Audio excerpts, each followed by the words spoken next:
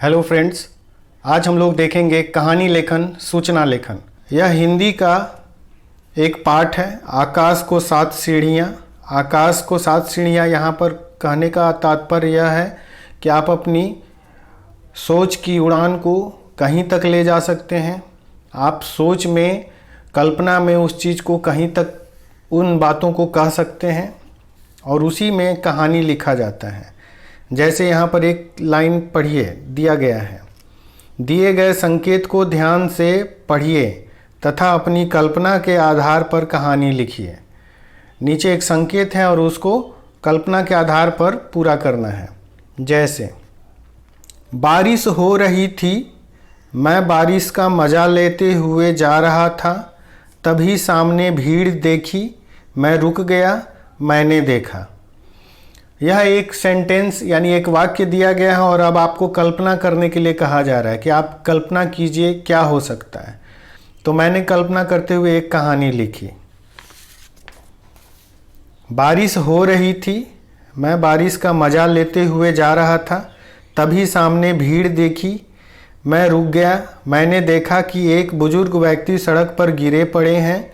वे अपनी स्कूटर से गिर पड़े थे क्योंकि सड़क के गड्ढे बारिश के पानी से भर चुके थे और उन्हें इस बात का अंदाज़ा न था। उनके कंधे पर गहरी चोटें आई थी और वे अपने घर के किसी सदस्य का मोबाइल नंबर बता रहे थे ताकि वे उनकी मदद के लिए पहुंच सकें। मैंने इस समय उनकी मदद करने की सोची और तुरंत ही उन्हें ऑटो से नज़दीकी अस्पताल में ले गया। कुछ देर बाद जब उनके परिवार के सदस्य यहाँ पहुँचे, मुझे धन्यवाद दिया। कहानी आपके ज़रूरत के हिसाब से थोड़ी बड़ी भी हो सकती थी। जैसे वह गिर गए थे, बेहोश हो गए थे और मैंने उन्हें ऑटो से अस्पताल पहुँचाया। कहानी ये नहीं होकर कुछ और भी कहानी हो सकती थी। जैसे एक अंधे व्यक्ति को सड़क पार करवाना था या एक भूले भटके बच्चे को उसके घर, उसके माता पिता के पास पहुंचाना था। एक चीज़ का ध्यान रखना पड़ता है कि कहानी में हमें कहानी लगातार क्रमशः आगे बढ़ती रहनी चाहिए और हम सरल से सरल भाषा का प्रयोग करें।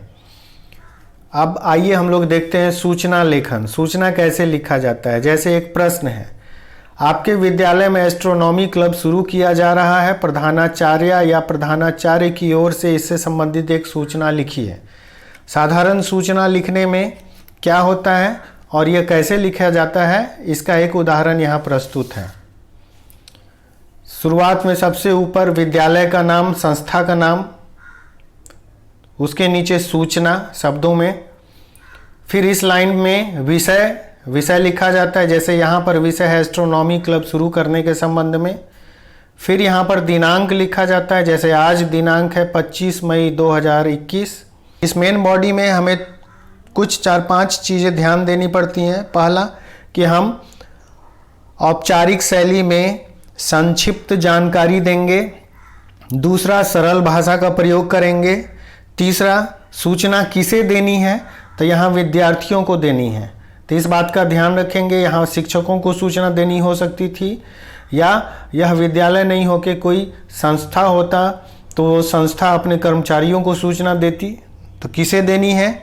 दूसरा, सूचना क्या देनी है, तो सूचना यहाँ पर लिखा हुआ एस्ट्रोनॉमी क्लब शुरू हो रहा है, आपको इसमें सदस्य बनना है, तो उस बारे में सूचना देनी है। क्या इसकी समय अवधि भी है, यदि समय अवधि 1 वीक 2 वीक है तो उस बारे में भी सूचना दीजिए। तो इसमें समय अवधि के बारे में डिटेल नहीं लिखा है, लेकिन इतना बोला गया है कि समय अवधि कम है। आइए इसको विस्तार से देखते हैं। विद्यालय के समस्त विद्यार्थियों को सूचित किया जाता है कि विद्यालय में एक एस्ट्रोनॉमी क्लब की शुरुआत की जा रही है। इस क्लब का सदस्य बनने के लिए जरूरी जानकारी का आदान प्रदान अपने वर्ग शिक्षक से तत्काल करें, यानी इमीडिएटली। इसमें भाग लेने का अवसर निश्चित समयावधि का है, यानी टाइम फिक्स है, बताया नहीं गया है कि कितना है। देरी के लिए आप स्वयं जिम्मेवार होंगे। यदि आप भाग नहीं ले पाते हैं, इसमें सदस्य बनना चाहते हैं और नहीं ले पाते हैं, तो इसके लिए आप खुद रिस्पॉन्सिबल होंगे। और सूचना प्रधानाचार्य की तरफ से दी गई है। तो इस तरीके से सूचना होता है। कुछ और भी तरीका हो सकता है, जैसे यहाँ पर संस्था का नाम, यहाँ सूचना, यहाँ यहीं पर सूचना के नीचे तिथि और विषय। तो यहाँ विषय हो गया, ये तिथि हो गया, दोनों एक साथ लिख देंगे। और यहाँ पर सीधे स्पेसिफिक डिटेल्स, जैसे कोई चार्जेज लग रहा है तो वो शुल्क लिख देंगे। हाँ, 500, 700, 2000 ये शुल्क लग रहा है। नीचे डेट लिखेंगे कि किस डेट के लिए ये सूचना है, जैसे आज 25 मार्च 2021 के लिए सूचना है। समय भी बता देंगे, जैसे सुबह 9 बजे से शाम 4 बजे तक के लिए सूचना है।